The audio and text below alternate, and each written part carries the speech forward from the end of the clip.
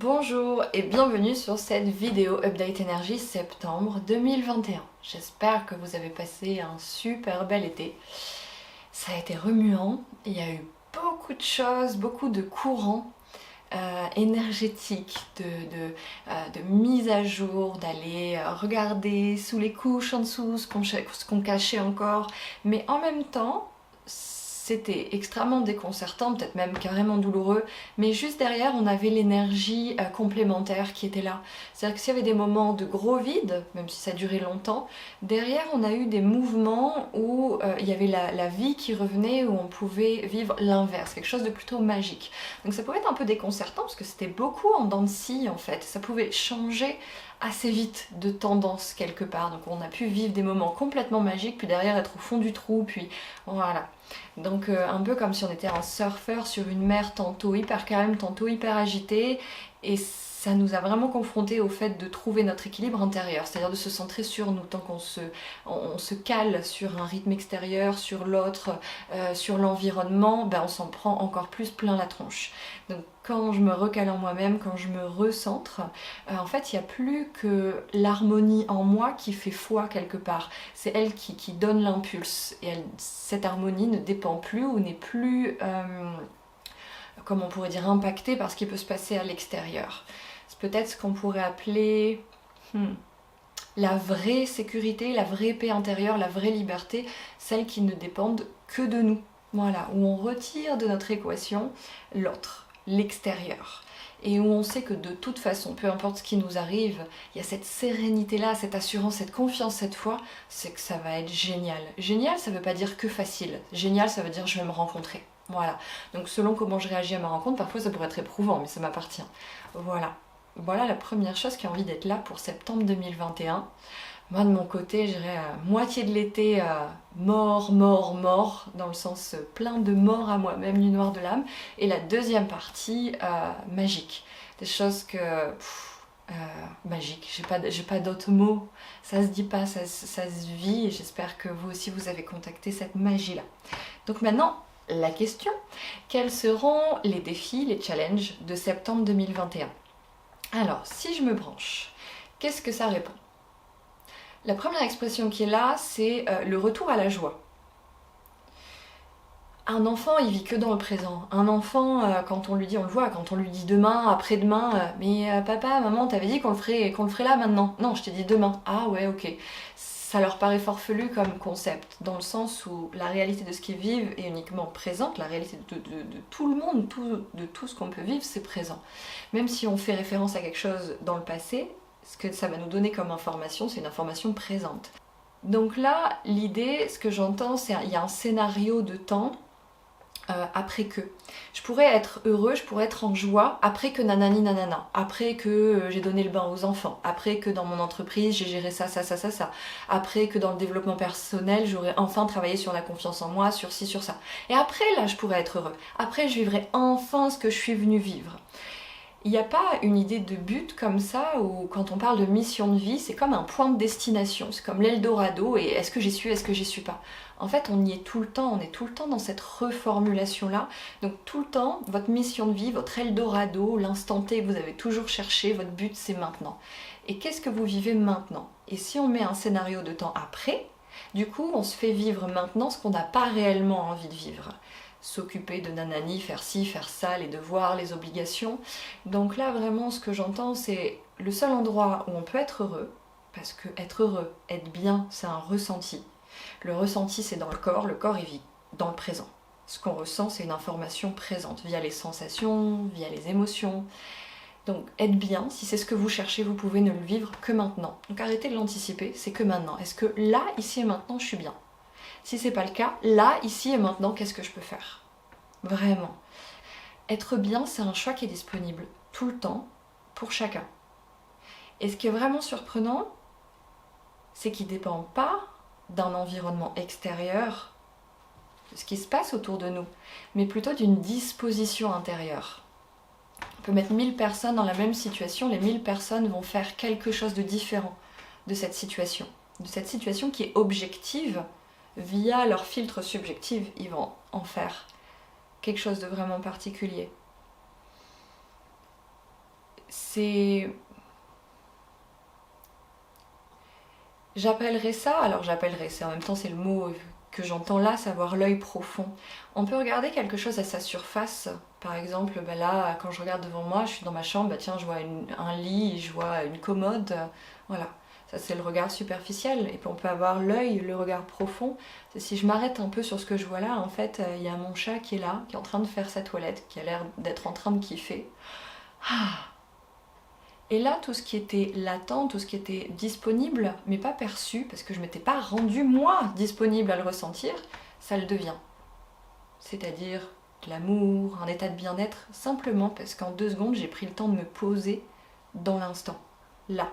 Et d'aller chercher, comme un mineur qui va à la mine, d'aller en chercher la substance.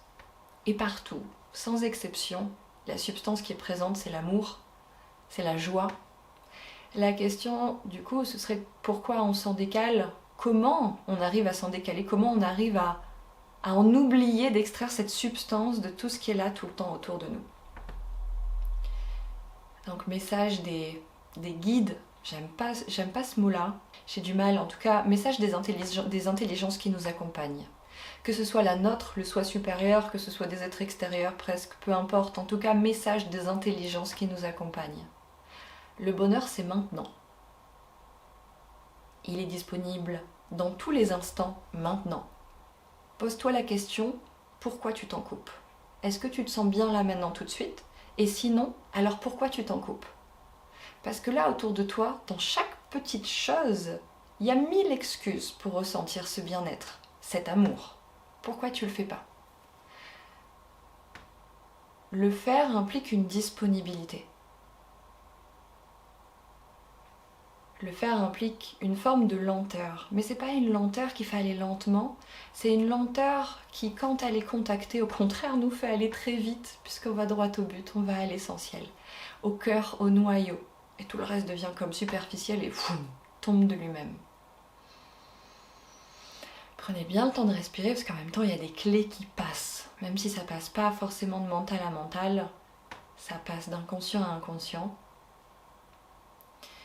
Pourquoi je ne me rends pas disponible à ce bien-être? Là, il y a un bon petit paquet qui ressort, assez sympa, qui globalement, comment dire, pour chacun d'entre nous individuellement, va être différent.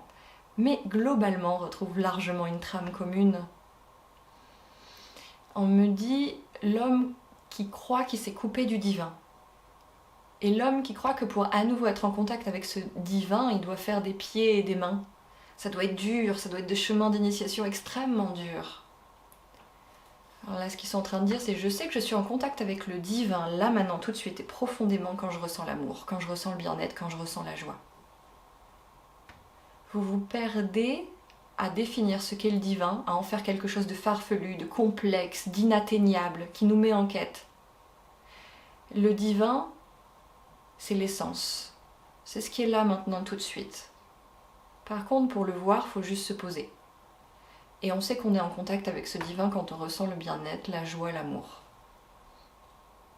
Et il est partout, tout le temps.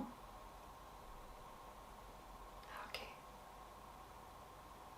Ça marche. Alors, est-ce que vous avez autre chose à dire? Oui, on a plein de choses à dire, mais on n'a pas le temps. Ils disent, on a tellement de choses à dire. Alors, par exemple, ils sont en train de faire un arrêt sur image sur le mot profiter. Alors je comprends pas pourquoi. Ils disent ce mot il est mal employé. Parce que profiter d'eux, profiter d'un moment, pleinement se laisser aller dans le moment, pleinement glisser dans le moment, profiter du moment, ça a une autre consistance aussi. Ce mot c'est profiter d'eux, ce serait presque comme abuser d'eux. Ouais. On vous a inculqué que votre nature humaine était comme quelque chose d'impur, de souillé avec les legs judéo-chrétiens et la culpabilité qu'on vous enclin à ressentir. Et c'est ça ce chemin qui paraît si compliqué et il est tellement simple. Vous voulez tous passer de l'humain au Dieu créateur en vous, celui qui crée sa vie à son image et qui s'éclate au quotidien, qui retrouve sa nature de divinité, du divin, du sacré, du créateur, son pouvoir personnel, pouvoir c'est ce que je peux faire dans ma vie. Et l'humain, on l'a plutôt collé à celui qui peut pas trop, celui qui est en dessous de Dieu, qui répond un peu à des injonctions, qui est né de la boue, du limon, comme Adam et Ève. Et comment faire ce chemin-là? L'humain, c'est celui qui est perdu, qui regarde avec des yeux hagards. Le Dieu, c'est celui qui sait que il a juste à être présent. Et que c'est là, dans ce millimètre de positionnement, que tout se passe et que tout devient possible. Là, du coup, ce qui nous encourage à faire, c'est, pour chacun d'entre nous, c'est de trouver notre solution. Qu'est-ce qui vous fait vous sentir un Dieu? Est-ce qu'il y a une musique? Est-ce qu'il y a un film? Une couleur? Une matière de vêtements? Une couleur de parure de lit? Une expression, un mot? Qu'est-ce qui vous met dans cet état de présence, d'extrême présence? Qu'est-ce qui vous met en contact avec ce bien-être, cette joie, cet amour? Cherchez-le. Cherchez-le sans cesse. Ça n'a pas à être compliqué. C'est simple. Et ils sont en train de me montrer que pour la plupart de nous, sur un chemin de développement personnel, on fait souvent des dégringolades entre ça y est, là, je suis dans une sorte de mouvement fluide, waouh, tous les trucs passent facilement, je touche l'abondance, je vis ce que j'ai envie de vivre, comme un état divin, justement, le contact. Et puis derrière, on se casse la gueule. Oh, j'arrive au niveau suivant et j'ai encore ça à bosser, et mince. Et cet été, le message aussi qu'ils ont, c'est qu'on a touché ça, en fait. C'est haut et c'est bas, c'est haut et c'est bas, c'est haut et c'est bas. Et ils sont en train de dire qu'on n'est pas obligé de le vivre comme ça. Que vraiment cet état divin, c'est-à-dire simplement d'être bien, d'être dans un amour énorme, ça peut être très simple. On nous l'a rendu inatteignable avec les legs judéo-chrétiens, la société, l'inconscient collectif, voire même on nous l'a interdit. Parfois on nous a dit tu es différent de Dieu, toi te prends pas pour Dieu. Ça c'est égocentrique, c'est mal, c'est mauvais. Dieu c'est voilà, et toi t'es qu'un petit être humain en dessous de Dieu qui exercera sa volonté. Et là j'entends c'est le temps du grand rassemblement. Ce Dieu n'a jamais été à l'extérieur de moi, il a toujours été à l'intérieur de moi. Comment devenir un humain divin? Et là, maintenant la question qui nous pose par rapport à ça, avant c'était de trouver des petites choses, une musique, une couleur, c'est quelle activité vous faites qui vous fait vous sentir pleinement vivant, pleinement bien, qui vous met en joie, qui vous fait vous sentir dans l'amour. Ce sont quoi ces activités-là? Et à quel point vous vous sentez autorisé à les faire, voire même à en vivre, c'est-à-dire le transformer en métier par exemple. Et là, tout ce qu'on avait scindé de nous, toutes les différentes, comment on pourrait dire, personnalités qu'on avait mis en place, moi au travail, moi en famille, moi avec mes amis, moi ceci, moi cela, tout va reconverger ensemble, tout va se réaligner. Là, je vais vous demander juste de respirer, c'est sur le delta de différence, le fossé qu'il y a entre là où vous en êtes aujourd'hui, votre état de bien-être, à quel point vous êtes dans l'amour, vous êtes connecté au divin que vous êtes, et justement quand vous l'êtes et qu'il n'y a plus aucune question qui se pose. Qu'est-ce qui vous empêche d'aller là? Qu'est-ce qui vous empêche de faire ce qui vous fait vous sentir pleinement vivant? Et juste rester sur ce fossé-là, des interdits, des croyances, des mémoires transgées, des mémoires karmiques, peu importe ce que c'est, restez sur ça, ce qui peut vous bloquer. Vous pouvez même imaginer un mur devant vous, vous posez les mains dessus. Et simplement, ce mur, il a quelle consistance? Vous le visualisez comment?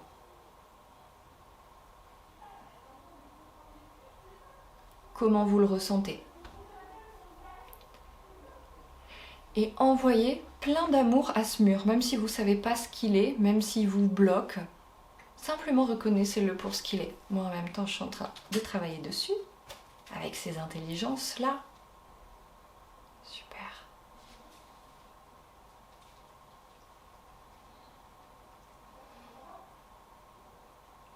Parfait. Qu'est-ce qui vous ferait peur dans le fait de vivre votre vie sur mesure, c'est-à-dire votre vie de Dieu ou de déesse vivante? Votre vie d'humain réunifié, qui ne va plus dans le professionnel affichant une personnalité, un avatar, et puis dans la famille un autre avatar, et puis là encore une différente personnalité. Non, celui qui reste au centre et qui laisse les choses venir à lui, qui a une grande confiance et qui se vit en son centre, posé. Qu'est-ce qui vous empêche de vivre ça ?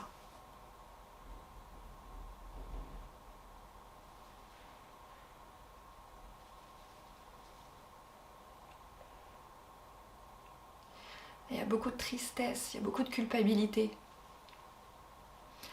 On est sur vraiment l'inconscient collectif, les mémoires du collectif, de l'humain qui est mauvais en soi, cette pseudo-croyance, l'humain est mauvais en soi, l'humain il doit rattraper ses fautes, l'humain il doit faire tout un tas de choses compliquées pour avoir le droit de se vivre en fait.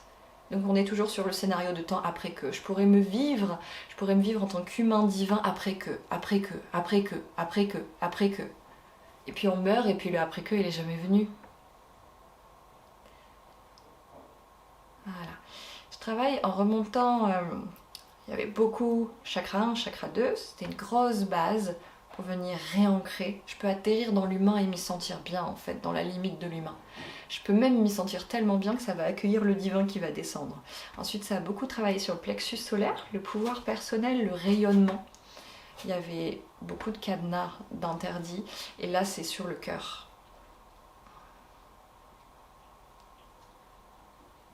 On a à la fois des assoiffés de l'amour et à la fois des terrorisés de l'amour.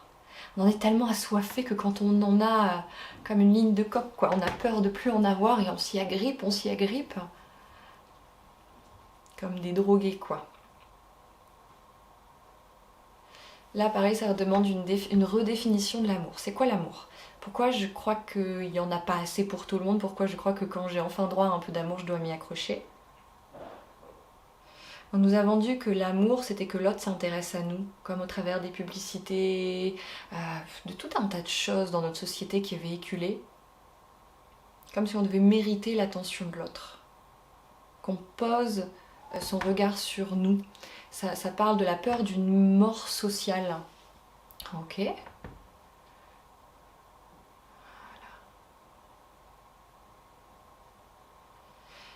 Alors que l'amour, il est tout le temps en train de poser les yeux sur vous. Partout. Tout le temps.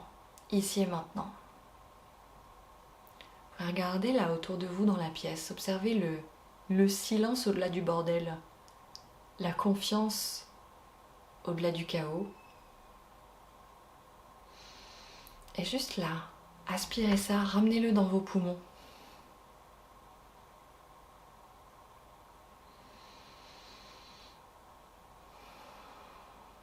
C'est tout le temps là.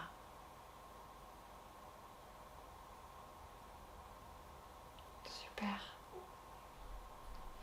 Là, il y a juste à revenir sur quelque chose au niveau du bas-ventre. C'est comment on pourrait dire ? Ils me disent une mauvaise appréhension du système émotionnel.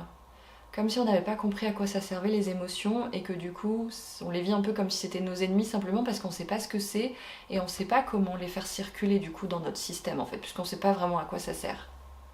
Donc là, je vous pose la question, à quoi sert une émotion ? Si ça existe, ça doit servir à un truc, à quoi ça sert ? À quoi on pourrait dire que ça sert une émotion ?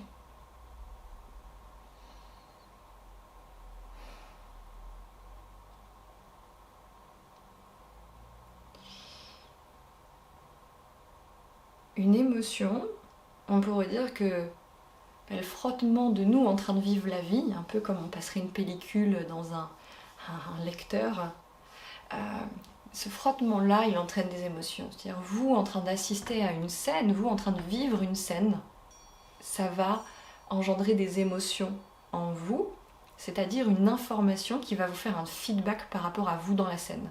Comment vous vous sentez ? Quel est votre état de vous dans cette scène ? C'est-à-dire, je suis triste, peut-être je me sens pas respectée. Je me sens pas respectée dans cette situation, je me sens minimisée, ça me convient pas. La peur, ça peut être, je touche à une de mes limites. Je connais pas ce qu'il y a au-delà, c'est l'inconnu, donc j'ai peur. Ça veut pas dire que j'y vais pas. C'est-à-dire que du coup, j'ai à choisir si j'y vais ou si j'y vais pas. Mais je touche la limite de mon cadre, connu. La colère, c'est non, ce qui se passe me convient pas. La joie, c'est peut-être simplement, je suis bien là où je suis, quoi. Ça circule, c'est fluide. Il n'y a quasiment pas de frottement en fait. Si ça se rend compte, mais c'est harmonieux. Là où avec les autres, voilà, c'est plus compliqué. Donc simplement, l'émotion, c'est un feedback que vous vous donnez par rapport à ce que vous êtes en train de vivre. Par exemple, je suis triste, je me sens pas respectée, je me sens minimisée. Vous avez besoin de vous sentir grand, et c'est chouette, c'est beau. Qu'est-ce que vous pourriez faire pour vous sentir grand là, l'instant d'après? Que ce soit en réaction à quelque chose qui a été dit par rapport à vous, que ce soit par rapport à participer à une activité, ça prend 2 secondes. Et cette machine-là, elle fonctionne tout le temps. Sauf pour les gens qui en ont ressenti trop et qui se sont sentis débordés, du coup leur système par sécurité s'est éteint, s'est mis sur off. Par peur d'être noyés dans leurs émotions. Donc le boulot, c'est de recommencer ça tranquillement jusqu'à ce que ça revienne de plus en plus. Ok. Donc les émotions, ils sont en train de me montrer, les émotions sont comme un levier qu'on a, un outil à notre service pour nous orienter justement dans ces méandres de la vie, sur notre chemin qui serait peut-être le plus constructif, le plus positif, pour aller chercher la joie, la simplicité, l'amour.